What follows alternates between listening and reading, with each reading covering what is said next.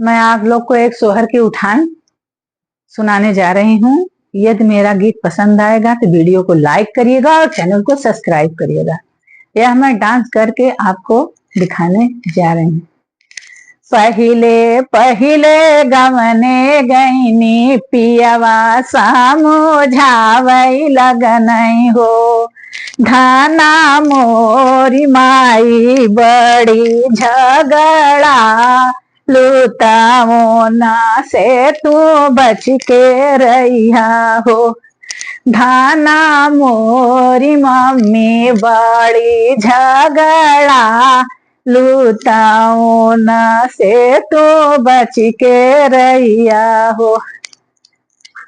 दियली भर के दाल दिहनी ढकनी भर पिसान दिहनी परई भर के चावल दिहनी हो। सासू ये ताना रसनवा हमके दिहानी तबानई के परोस कहानी हो।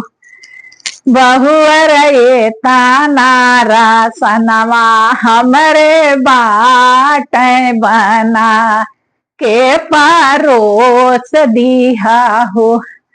तब बहू सास से क्या पूछ रही है कि केतना हरवा हवा बाटे केतना चरवा हवा बाटे केतना मारदवा बाटे केतना मेहररुआ बाटे केतना लाड़िकवा बाटे हो।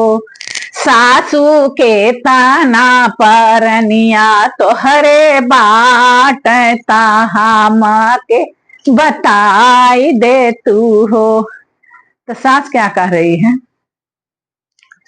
16 ठे हरवा हवा बाटे 16 गोरु चरवा हवा बाटे 16 ठे मारदवा बाटे 16 ठे मेहररुआ बाटिन अलाड़ी कायन गिनत बाटे हो।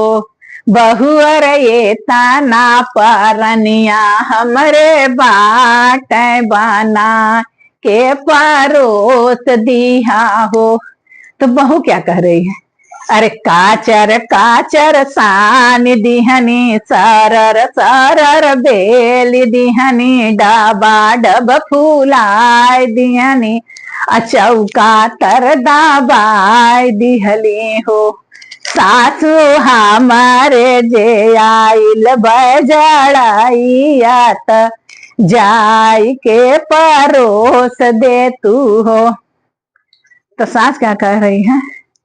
कमने हरवा है कै बाहिनिया बटू चरवा है कै बेटियवा बाटू हो।